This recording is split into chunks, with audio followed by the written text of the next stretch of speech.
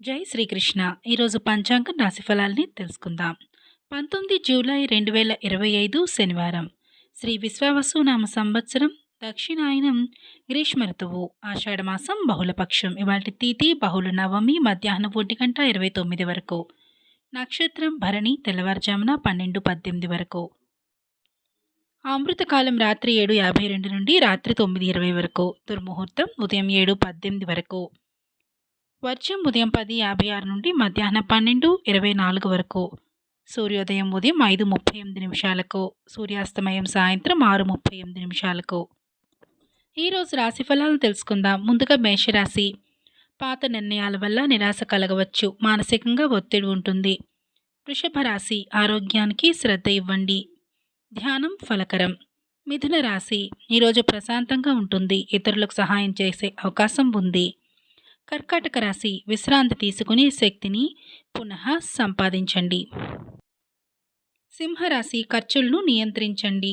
అవసరమైన అవసరాలపై మాత్రమే దృష్టి పెట్టండి. కన్యారాశి. ఆరోగ్యంగా ఉండాలంటే పనులను పంచుకోవటం మేలు చేస్తుంది.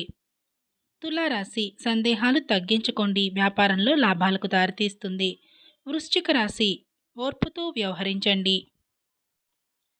ధనస్సు రాశి. విచారాన్ని పెంచుకోవద్దు. ఇది అభివృద్ధికి అదృష్టం. మకర రాశి. మీకు శాంతినిచ్చే పనుల్లో నిమగ్నమవ్వండి. కుంభరాశి. సమస్యలకు చిరునవ్వు మంచి మందు. చివరగా మీనరాశి. విచారం తగ్గించి ముందుకు సాగండి. ఈరోజు మనం ఒక చక్కని విషయాన్ని తెలుసుకుందాం. విష్ణు సహస్రనామ పఠన ఫలితాలను తెలుసుకుందాం. శరీర ఆరోగ్యం, మానసిక ప్రశాంతత లభిస్తాయి విష్ణు సహస్రనామం పఠించడం వలన. పాప పరిహారం జరుగుతుంది. భక్తి, వైరాగ్యం, జ్ఞానం పెరుగుతాయి. కుటుంబ శాంతి, ఐశ్వర్యం సిద్ధిస్తాయి. కాలభయం, దుఃఖం తొలగిపోతాయి. అయితే దీన్ని ఎలా పఠించాలి? ప్రతిరోజు ఉదయం లేదా సాయంత్రం శుభ సమయాల్లో పవిత్రంగా స్నానం చేసి పవిత్రంగా చేతులు కడుక్కొని శాంతియుత స్థలంలో నమస్కారంతో, భక్తితో, స్థిరమైన మనస్సుతో పఠించాలి.